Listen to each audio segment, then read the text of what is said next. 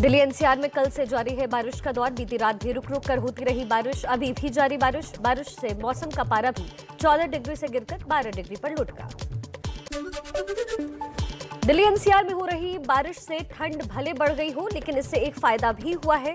दिल्ली की हवा में घुला जहर कम हो गया है। दिल्ली में आज आनंद विहार इलाके में AQI 80 दर्ज किया गया। यह स्तर मध्यम श्रेणी में आता है। दिल्ली एनसीआर में लगातार हो रही बारिश से हरियाणा के गुरुग्राम में कई जगह जलभराव। साप्ताहिक छुट्टी होने से ट्रैफिक पर नहीं दिख रहा कोई असर। उत्तराखंड के टेहरी में ऊंचाई वाले पहाड़ी इलाके में बर्फबारी से बदला मौसम, बर्फ की चादर से ढके पहाड़। उत्तराखंड के चमोली में बर्फबारी, बद्रीनाथ धाम में हो रही है बर्फबारी। पर्यटकों के पसंदीदा स्थान औली में भी भारी बर्फबारी से पर्यटक हुए खुश। हिमाचल प्रदेश की राजधानी शिमला में बर्फबारी से बदला मौसम, बर्फबारी देखने शिमला पहुंचे पर्यटक खुश नजर आए। हिमाचल में आज भी खराब रहेगा मौसम। मौसम विभाग ने बारिश और बर्फबारी की चेतावनी दी। शिमला में बर्फ गिरने से बढ़ी ठंड।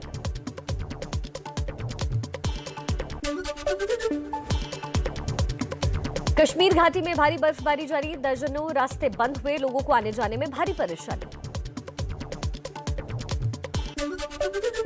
जम्मू कश्मीर के कुपवाड़ा में सेना का खुखरी डांस हुआ वायरल, बर्फ में हथियार लेकर नाचते दिखे गोरखा राइफल्स के जवान। देश में डरा रही है कोरोना की बेकाबू रफ्तार। 24 घंटे में 1,41,000 से ज्यादा नए मरीज सामने आए। 285 लोगों की गई जान। कुल एक्टिव केसेस 4,72,169 हुए। देश में ओमिक्रॉन मरीजों का आंकड़ा बढ़कर 3,071 हुआ। ओमिक्रॉन से अब तक 2 लोगों की मौत हुई है। 27 राज्यों में अब तक फैल चुका है संक्रमण। IIT मद्रास ने भारत में कोरोना की तीसरी लहर के 1 से 15 फरवरी के बीच पीक पर पहुंचने की संभावना जताई है। रांची में झारखंड के मुख्यमंत्री हेमंत सोरेन के आवास में कोरोना की एंट्री हुई। सोरेन की पत्नी, बहन, दोनों बच्चे और एक बॉडीगार्ड कोरोना पॉजिटिव पाया गया, लेकिन खुद हेमंत सोरेन की रिपोर्ट नेगेटिव आई है। कोरोना की वजह से हिमाचल प्रदेश में सभी शिक्षण संस्थान 26 जनवरी तक बंद रहेंगे। सिर्फ नर्सिंग और मेडिकल कॉलेज खुले रहेंगे। राजस्थान के सीकर में मौजूद खाटू श्याम मंदिर के करीब कोरोना विस्फोट हुआ है। मंदिर के पास दुकान, होटल के कर्मचारी समेत 35 लोग कोरोना पॉजिटिव पाए गए। गंगा सागर मेले में 4 साधुओं के कोरोना पॉजिटिव पाए जाने के बाद कोलकाता नगर निगम का फैसला, मेले में आने वाले सभी साधु और श्रद्धालुओं के लिए कोरोना टेस्ट अनिवार्य होगा। हाईकोर्ट के सशर्त आदेश के बाद हो रहा है मेला। दिल्ली में 8 महीने बाद सबसे ज्यादा कोविड केसेस। पिछले 24 घंटे में 20,181 नए मामले सामने आए। 7 मरीजों की जान भी गई। संक्रमण दर बढ़कर 19.6% हुई। प्रकाश पर्व के चलते आज दिल्ली में वीकेंड कर्फ्यू में छूट। श्रद्धालु गुरुद्वारे जा सकेंगे। कोरोना नियमों का पालन करना होगा। दिल्ली सरकार के 14 अस्पतालों में कोविड के सामान्य और आईसीयू बेड्स की संख्या में इजाफा किया गया। अब 14 अस्पतालों में मरीजों के लिए कुल 5,650 कोविड बेड और 2,075 आईसीयू बेड होंगे। महाराष्ट्र में फूटा कोरोना बम। एक दिन में रिकॉर्ड 41,434 नए मरीज सामने आए। 13 लोगों की मौत भी हुई। ओमिक्रॉन मरीज की संख्या भी बढ़कर 1,009 हुए। मुंबई में लगातार तीसरे दिन 20,000 से ज्यादा कोरोना केसेस पाए गए। 24 घंटे में 20,318 नए मरीज मिले। 6 लोगों की कोरोना से मौत भी हुई। एक्टिव मरीजों की संख्या 1 लाख के पार पहुंची। लॉकडाउन के डर से फिर मुंबई छोड़कर लौट रहे हैं प्रवासी। हालांकि महाराष्ट्र सरकार ने लॉकडाउन लगाने की बात से साफ तौर पर इनकार किया। मुंबई में एशिया का सबसे बड़ी झुग्गी बस्ती धारावी फिर बना कोरोना हॉटस्पॉट। यहां 24 घंटों में कोरोना के 150 मामले दर्ज किए गए। बढ़ते कोरोना और ओमिक्रॉन को लेकर महाराष्ट्र सरकार की नई पाबंदियां। 10 जनवरी से रात 11 बजे के सुबह 5 बजे तक नाइट कर्फ्यू का ऐलान। दिन में एक साथ 5 या उससे ज्यादा लोगों के आने जाने पर लगी पाबंदी। महाराष्ट्र में swimming pool, gym, spa, beauty parlour और पार्क बंद होंगे। होटल, रेस्टोरेंट और सिनेमा हॉल सुबह 8 बजे के बाद 50% क्षमता के साथ खुलेंगे। महाराष्ट्र आने वाले लोगों के लिए RT-PCR टेस्ट भी अनिवार्य होगा। यूपी में एक दिन में कोरोना के 6,411 नए मामले सामने आए। 24 घंटे में 6 लोगों की मौत हुई। नोएडा और लखनऊ में सबसे ज्यादा केसेस। पश्चिम बंगाल में कोरोना संक्रमण की दर सबसे ज्यादा 30% के करीब पहुंची। राज्य में पिछले 24 घंटे में 18,802 नए केसेस सामने आए। 19 मरीजों की मौत भी हुई। देश में 15 से 17 साल के बच्चों के टीकाकरण का काम जारी। आज सुबह 8 बजे तक 2 करोड़ 30 लाख के करीब बच्चों को दिया गया है टीका। जबलपुर में बड़ी तादाद में बच्चे लगवा रहे हैं टीका। बिहार में होम आइसोलेशन में रह रहे मरीजों को घर घर जाकर पहुंचाई जाएगी कोरोना की किट। किट में इलाज के लिए होंगी सभी जरूरी दवाइयां।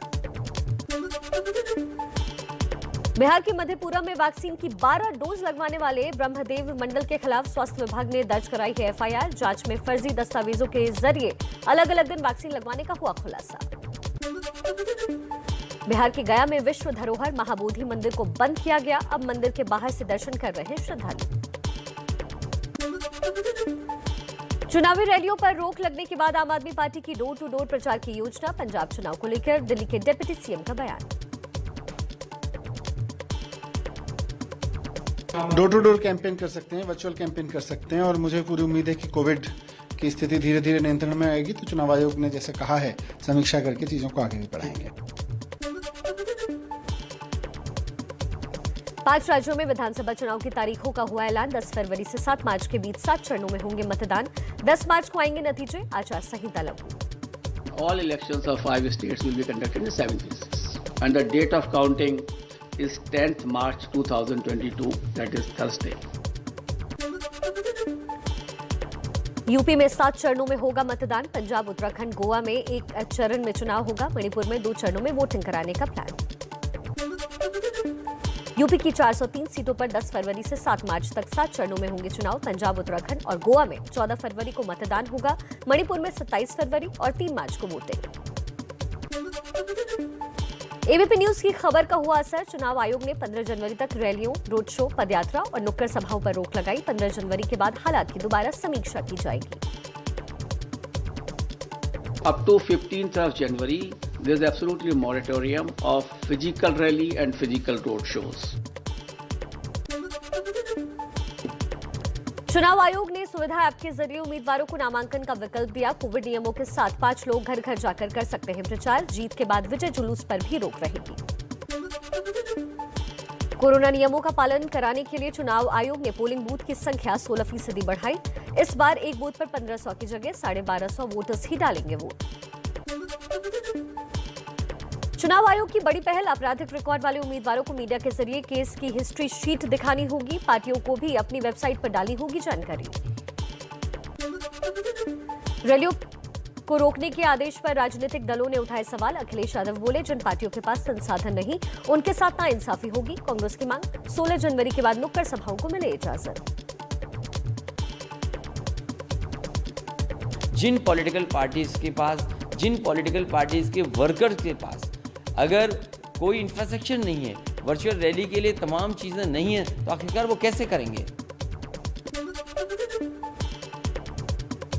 योगी आदित्यनाथ ने कहा, जनता जनार्दन का आशीर्वाद हमारे साथ, प्रचंड बहुमत से बनाएंगे सरकार। भारतीय जनता पार्टी प्रचंड बहुमत के साथ जनता जनार्दन का आशीर्वाद प्राप्त करने में सफल होगी। यूपी बीजेपी का चुनावी पोस्टर जारी। मोदी और योगी के चेहरे पर बीजेपी लड़ेगी चुनाव। पोस्टर पर लिखा है, मोदी है तो मुमकिन है, योगी है तो यकीन है।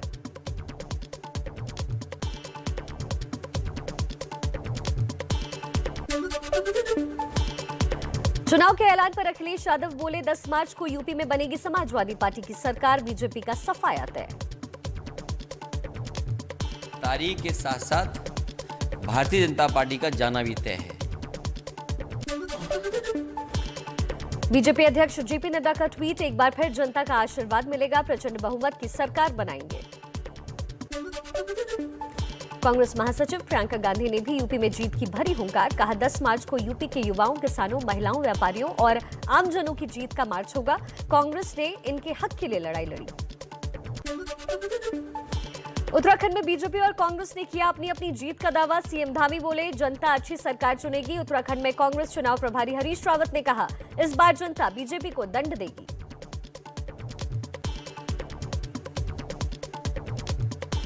भारतीय जनता पार्टी की बड़े बहुमत की यहाँ पर सरकार बनेगी। 14 फरवरी को कांग्रेस के पक्ष में मतदान होगा। उत्तराखंड में कांग्रेस की सरकार आएगी। एबीपी न्यूज से बोले पंजाब के सीएम चरणजीत सिंह चन्नी, जनता इस बार काम पर वोट करेगी। हमने 111 दिन में 111 बड़े फैसले लिए। 111 दिन में मैंने 1100 दिन का काम करने की कोशिश की है। यूपी में निषाद पार्टी 24 सीटों पर चुनाव लड़ेगी। पार्टी के अध्यक्ष डॉक्टर संजय निषाद ने की घोषणा। हालांकि बीजेपी ने सीट बंटवारे पर अब तक कुछ नहीं बोला है। कानपुर के पुलिस कमिश्नर असीम अरुण ने इस्तीफा दिया। कन्नौज सदर से बीजेपी के टिकट पर चुनाव लड़ने की खबर। सीएम योगी से भी मुलाकात हुई थी।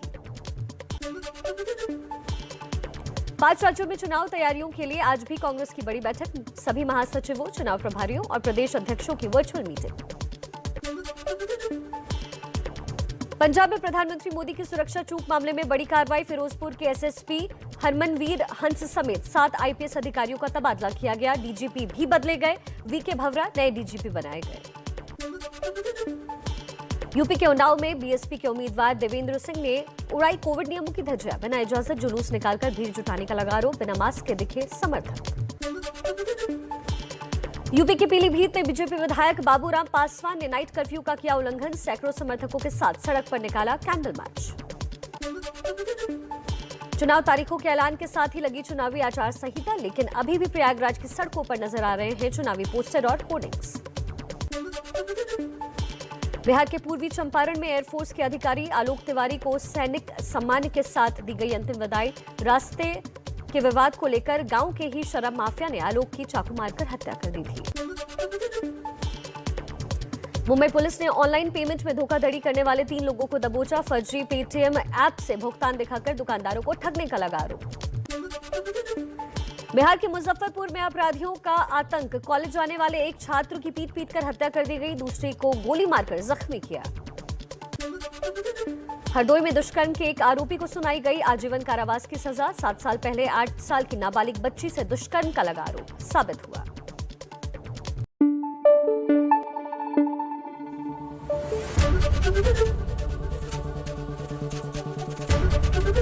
एबीपी न्यूज आपको रखे आगे।